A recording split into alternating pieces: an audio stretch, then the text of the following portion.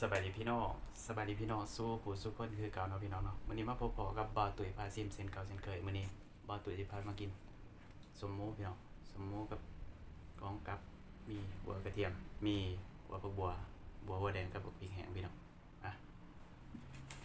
จดๆกับข้าวเหนียวคือเก่าพี่น้องข้าวเหนียวที่บอกใหญ่หอนๆพี่น้องนี่เด้อพี่น้องเด้อมาจดๆกับบ่าวตุ๋ยได้พี่น้องสำหรับบ่าวตุ๋ยแล้วบ่เว้าหลายอย่างหาพี่น้องสายจวดแบบจวดไปเลยพี่น้อง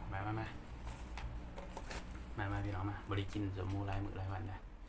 ลองเบิ่งก็สิแซ่บกินกับพริกแห้งกับกระเทียมกับบัวแดงนะพี่น้องนะนี่สมมูซอยเป็นเปียงเรียบร้อยอืม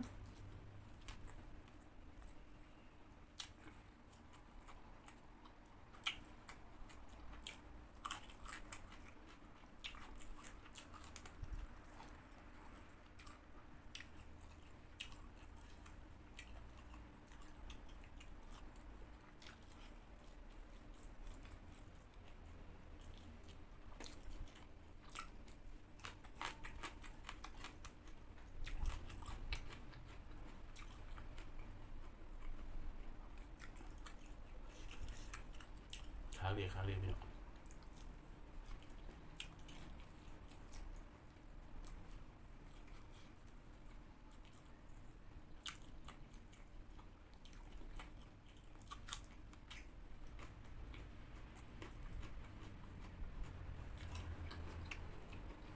ขึ้นดิขึ้นดังต้านโควิด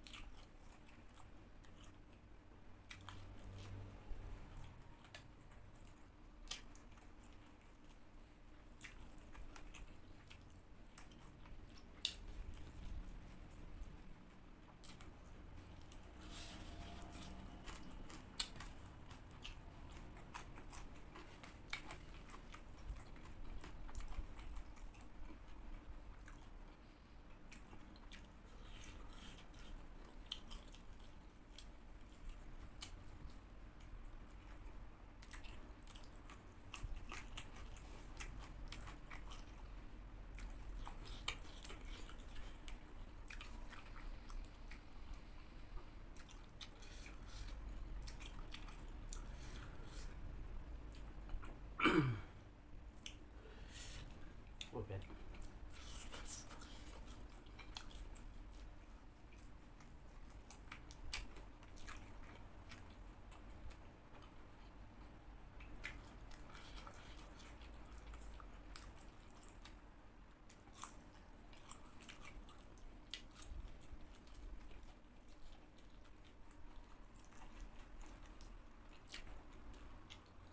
สำหรับประตูแล้วทีนี้ก็แซ่บไว้ก่อนพี่น้องกินสมในแห้งของโปรด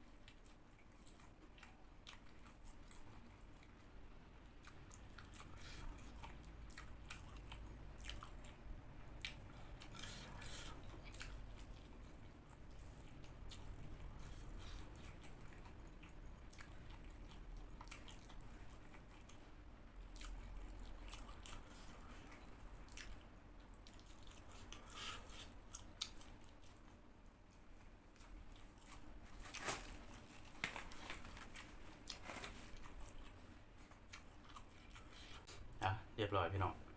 สำหรับมื้อนี้บ่าวตุ้ยก็สิฝากตอนพ่อแม่พี่น้องไว้เพียงส่ำนี้เนาะพี่น้องเนาะสำหรับคลิปนี้บ่าวตุ้ยได้ขอจากลาไปก่อนก็ขอบใจและสบายดี